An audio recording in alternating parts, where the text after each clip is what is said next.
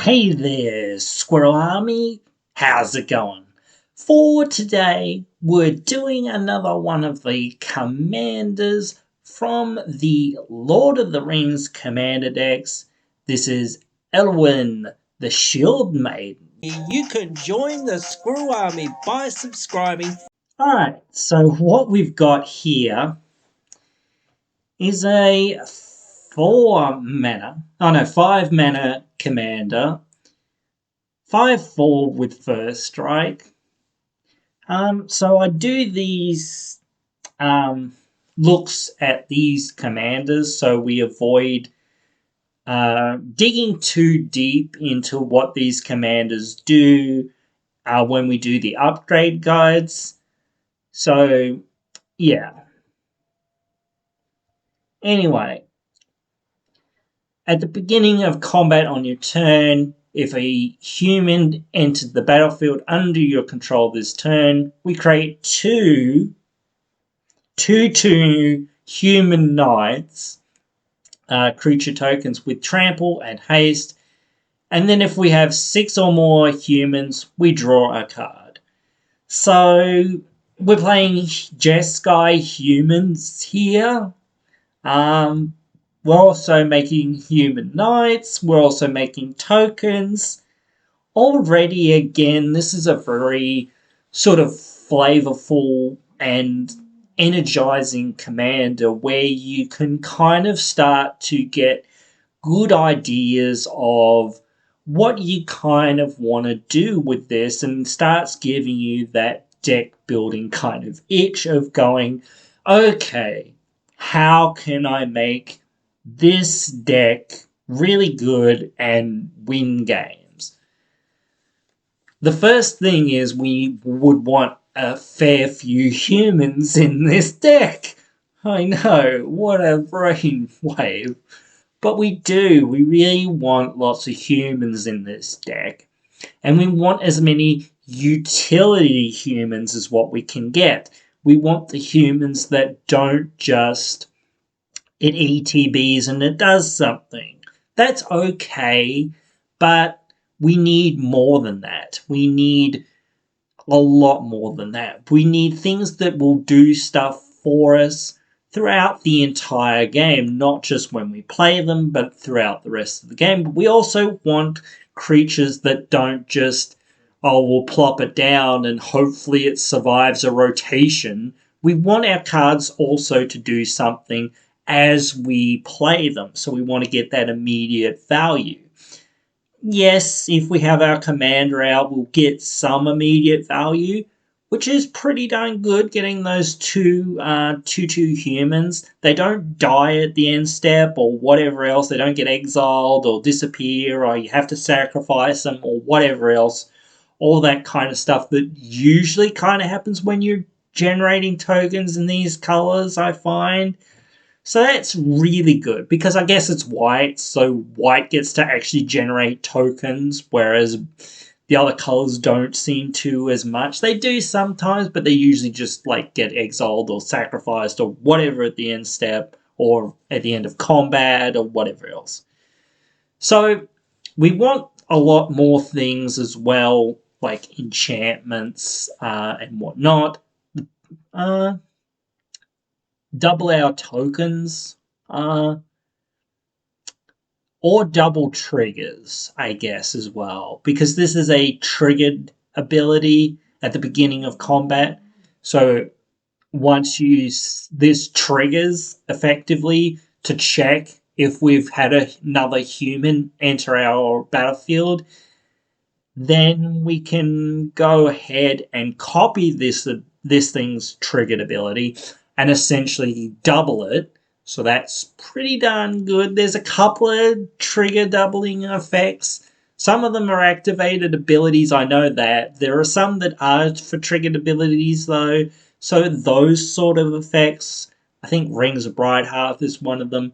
But those sorts of things, the double triggers, well, I think there's one that's an equipment. I don't know whether it's actually activated or triggered. I'm not 100% sure. But there is a red equipment that I think doubles triggers of some sort. But maybe I'm thinking about a activated ability, but hope not. That'd be a really good card for this commander, obviously. There's a few that are out there. This is a free ability. And if we can take multiple combats, then we could also start to double this again as well via that way. So taking extra combats wouldn't be a bad kind of idea either. I'm not too sure how many humans actually give us extra combats or anything like that. So yeah, that could be a thing that we definitely could think about in this deck.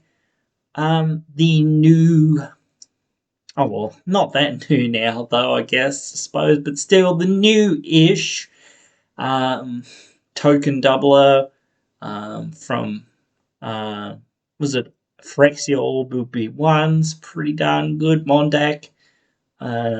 Even though it's a Phyrexian, it doesn't really do that much with that sort of stuff with the commander itself, but it does do stuff with its triggered ability. So it's still, let's say that's alright. Plus, again, we can put counters on it to make it indestructible, and we can share those counters around. So that can be quite useful, especially on our commander. We don't want to lose our commander. Again, it's a very enchantment-based commander.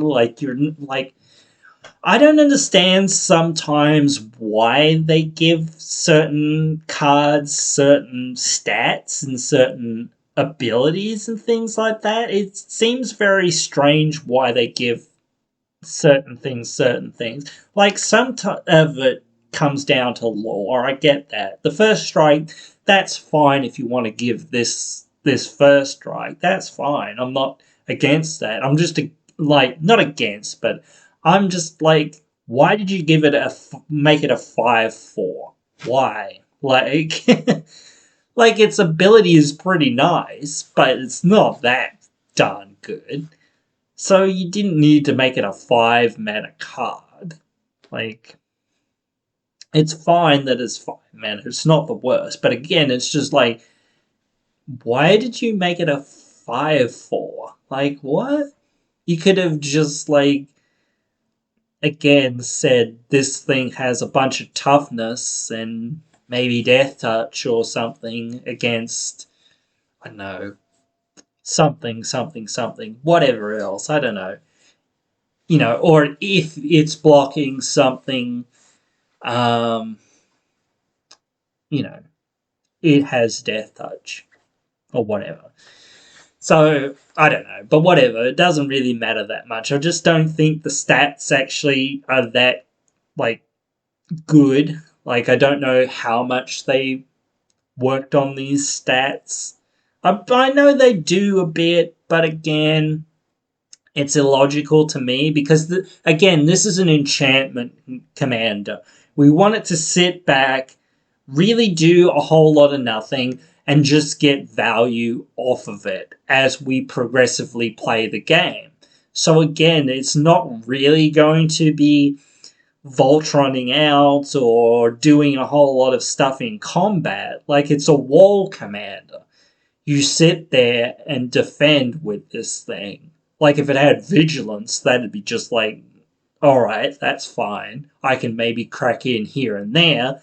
But again, yeah, you just don't want these kinds of things. It just doesn't add up to me in the way that I think that this card works. If you've got a really good evasive commander or a really powerful commander, then it's completely different. This isn't that. Like, if you wanted to make it a really, like, power and toughness based commander, you needed to give it way more power and way more toughness. If you wanted it to be a Voltron commander, in other words, it needs to have those sorts of things. It can't be that vulnerable. Yeah, it can be a little bit vulnerable or maybe not very evasive. That's fine. But again, that's why you pick Voltron commanders. They're either super big so that you can, just easily kill people very quickly with your Voltron commander. Or they're super evasive. Again, same idea. You can easily kill people with your Voltron commander because it's super evasive. Or, you're just wanting to dominate other people's creatures and whatnot, so they have to block and you don't really care because, again, your commander's not going to die in combat. That, or again, you want a commander that is small maybe, but is super evasive, so you can, or something that says your ores cost less, your equipment costs less, blah blah blah, you can equip for free, blah blah blah, or whatever else. Things like that, so that you can easily buff your commander that's already really evasive to be really big, so that you can get in there and kill people with it. This has none of that. Again, it's a commander that you'd sit back with, hope to get value off of, and hope to win the game through generating lots of tokens, which does sound fun to me. I really like that idea. So I don't know whether I kind of want to build this one now. I'm kind of a little bit tempted, but still, it does seem quite cool, at least in my opinion. It's not the most powerful commander ever, and it doesn't need to be. That's what I always find the problem is with a lot of people. Oh, it's not CDH good, so it's not good. What are you talking about when you say it's good? It's not good. It's not good in CDH. I don't care, bro. Like, I say sometimes certain things aren't that good when I don't think they're that good, but I'm always thinking about the more casual sides of Commander. And yeah, again, I talked about one of the other commanders not being that amazing. But again, you can still run it, and you can still play with it, and you can still find games with it, but it is a bit janky, and you've just got to realise that and be like, okay, that's alright. I'm happy with this being a bit janky and just seeing what happens. Like, anyway. You guys can always let me know your thoughts down there in the comments below. Am I so super wrong? You can tell me. And hope you've enjoyed. Hope you'll join me again in the next one.